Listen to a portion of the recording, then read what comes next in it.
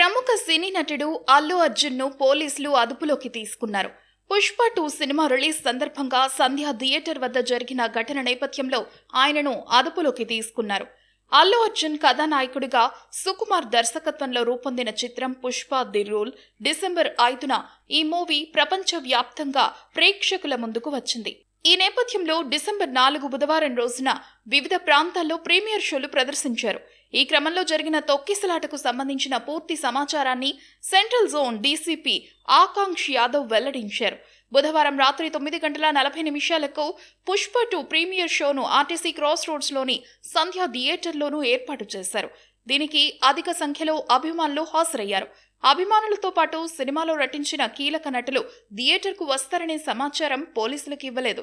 కనీసం థియేటర్ యాజమాన్యం కూడా మాకు సమాచారం ఇవ్వలేదు. సమాచారం ఇవ్వకపోగా యాజమాన్యం కూడా ఎలాంటి ముందస్తు జాగ్రత్తలు తీసుకోలేదు. పబ్లిక్ను అదుపు చేసేందుకు థియేటర్ ఎంట్రీ ఎగ్జిట్లలో ఎలాంటి ప్రైవేట్ సెక్యూరిటీని ఏర్పాటు చేయలేదు. రాత్రి 9:40 వ్యక్తిగత భద్రతా సిబ్బందితో సంధ్య థియేటర్ వద్దకు అల్లు అర్జున్ వచ్చారు. ఆ సమయంలో భద్రతా సిబ్బంది ప్రేక్షకులను అదుపు చేసే క్రమంలో నెట్టేయడం ప్రారంభించారు. అప్పటికే థియేటర్ లోపల బయట ప్రేక్షకులతో కిక్కిరిసిపోయింది. ఈ క్రమంలో తోపులాట జరిగింది. దిల్సుఖ్ నగర్ కు చెందిన రేవతి కుటుంబం ఈ తొక్కిసలాటలో కింద పడిపోయారు. అధిక సంఖ్యలో అభిమానులు ఉండడంతో వారికి ఊపిరాడలేదు. వారిని గమనించిన పోలీస్ సిబ్బంది వెంటనే బయటకు లాగారు.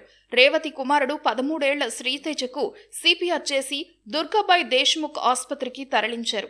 అప్పటికే రేవతి మృతి చెందినట్లు ఆసుపత్రి వైద్యులు తెలిపారు. శ్రీతేజను మరో ఆసుపత్రికి తరలించాలని అక్కడి వైద్యులు సూచించారు.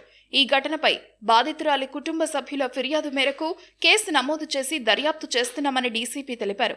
ఈ క్రమంలోనే అల్లు అర్జున్ను శుక్రవారం పోలీసులు అదుపులోకి తీసుకున్నారు.